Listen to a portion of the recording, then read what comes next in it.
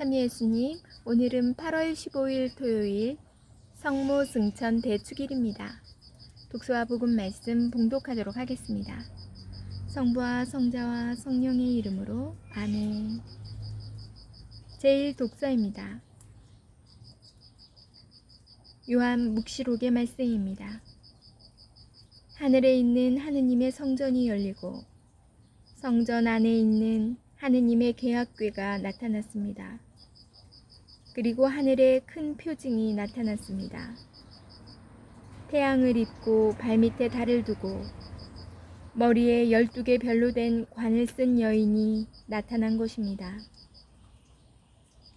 그 여인은 아기를 베고 있었는데 해산의 진통과 괴로움으로 울부짖고 있었습니다. 또 다른 표징이 하늘에 나타났습니다.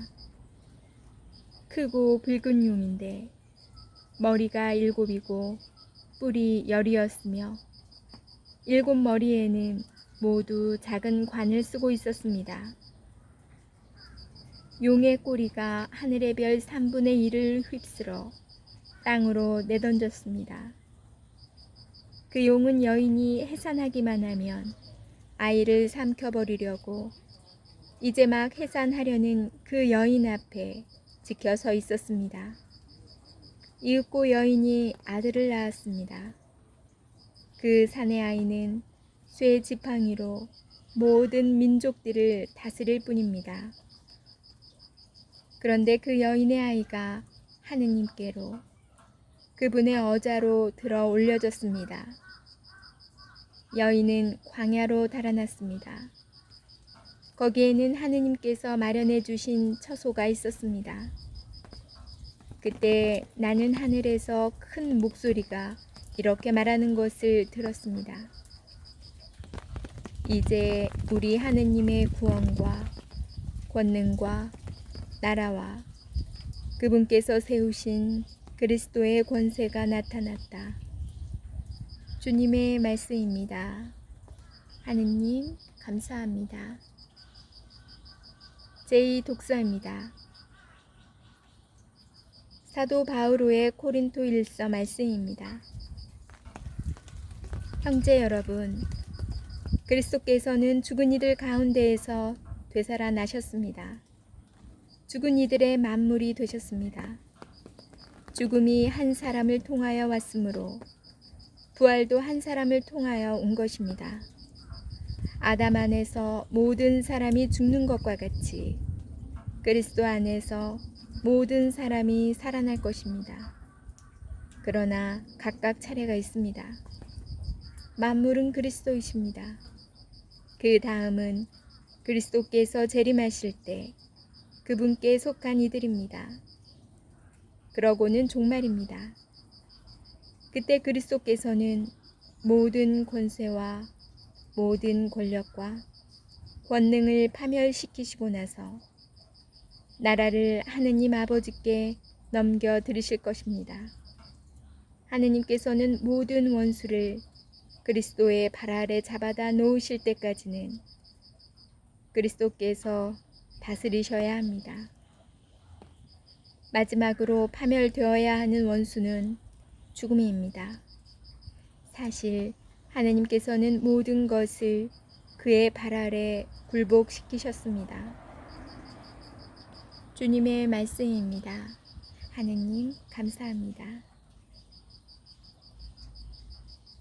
복음 말씀입니다. 루카가 전한 거룩한 복음입니다. 그 무렵 마리아는 길을 떠나 서둘러 유다 산악 지방에 있는 한 고을로 갔다. 그리고 지카리아의 집에 들어가 엘리사벳에게 인사하였다. 엘리사벳이 마리아의 인사말을 들을 때 그의 태안에서 아기가 뛰놀았다. 엘리사벳은 성령으로 가득 차 큰 소리로 외쳤다. 당신은 여인들 가운데에서 가장 복되시며 당신 태중의 아기도 복되십니다. 내 주님의 어머니께서 저에게 오시다니 어찌된 일입니까? 보십시오. 당신의 인삿말 소리가 제 귀에 들리자 저의 태안에서 아기가 즐거워 뛰놀았습니다. 행복하십니다. 주님께서 하신 말씀이 이루어지리라고 믿으신 분. 그러자 마리아가 말하였다. 내 영혼이 주님을 찬송하고 내 마음이 나의 구원자 하느님 안에서 기뻤더니 그분께서 당신 종의 비천함을 굽어보셨기 때문입니다.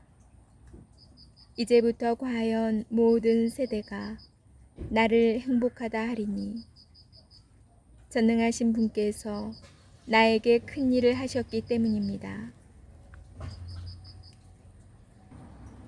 그분의 이름은 거룩하고 그분의 자비는 대대로 당신을 경외하는 이들에게 미칩니다. 그분께서는 당신 발로 권능을 떨치시어 마음속 생각이 교만한 자들을 흩으셨습니다. 통치자들을 왕자에서 끌어내리시고 비천한 이들을 들어 높이셨으며 굶주린 이들을 좋은 것으로 배불리시고 부유한 자들을 빈손으로 내치셨습니다.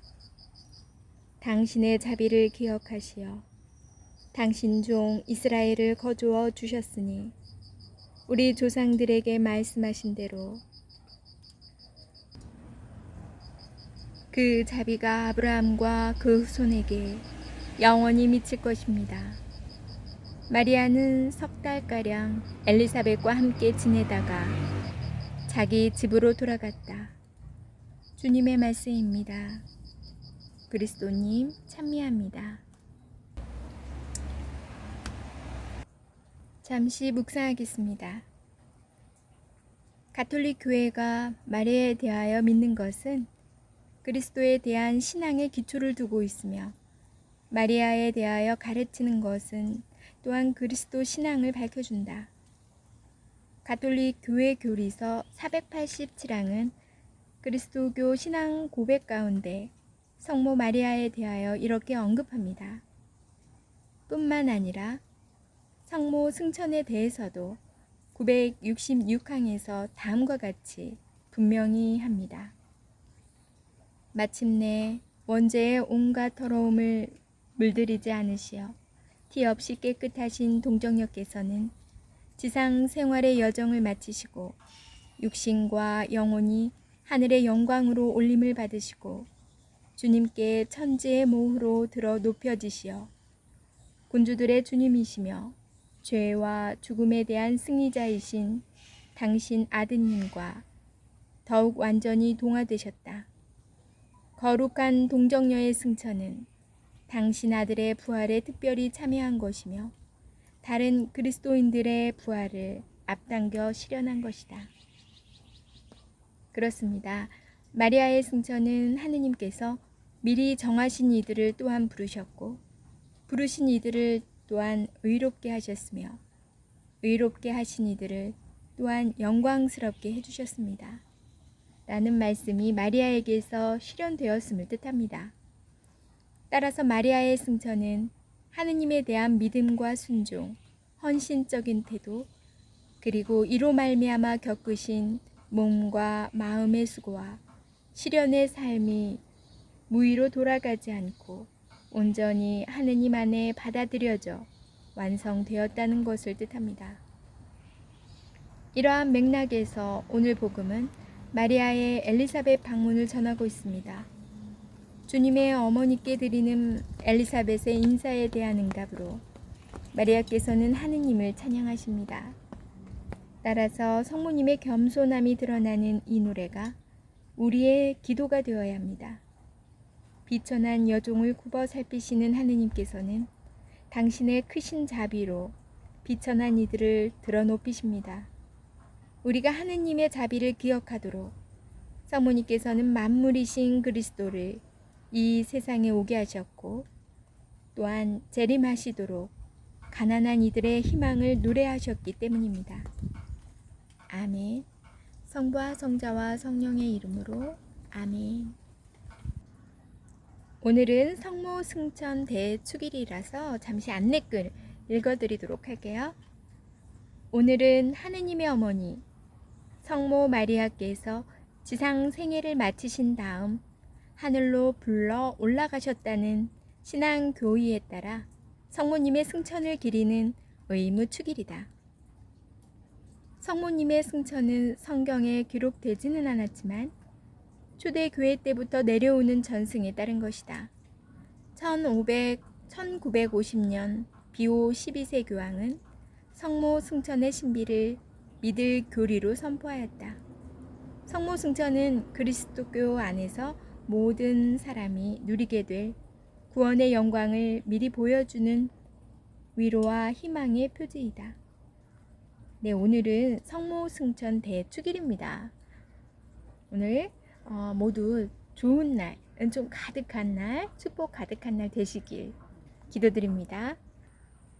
자, 선주교에서는 4대 의무축일이라고 있어요. 그래서 신자분들은 다 아시겠지만 또 생소하신 분들, 비신자분들은 잘 모르시는 분들이 있을 거예요.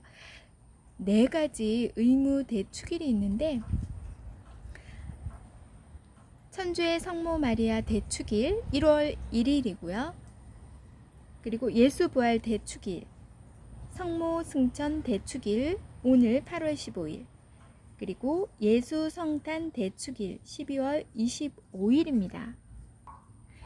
가톨릭 교회는 이 의무 대축일을 주일이 아니어도 꼭 1년에 4번은 미사에 참석해야 된다고 하세요.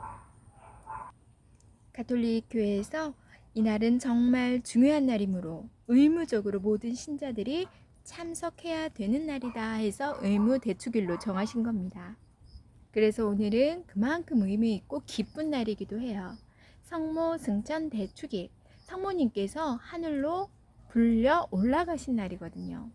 예수님께서는 승천하셨지만 성모님께서는 하느님에 의해 불러 올려지신 거예요. 그날을 축하하는 그런 의미로 받아들이시면 되겠습니다. 오늘은 비가 새벽부터 아침까지 엄청 내렸어요. 근데 지금은 잠시 잦아든 것 같아요. 그래서 주위가 정말 축축하고 나무와 꽃 위에는 정말 방울방울 또 은방울이 내려져 있더라고요. 이 꽃은 수국인데 이웃집에 이렇게 한박 피었더라고요. 그래서 여러분들과 함께 공유합니다. 오늘 하루도 주님의 은총 가득하고 평화로운 하루 되시고요.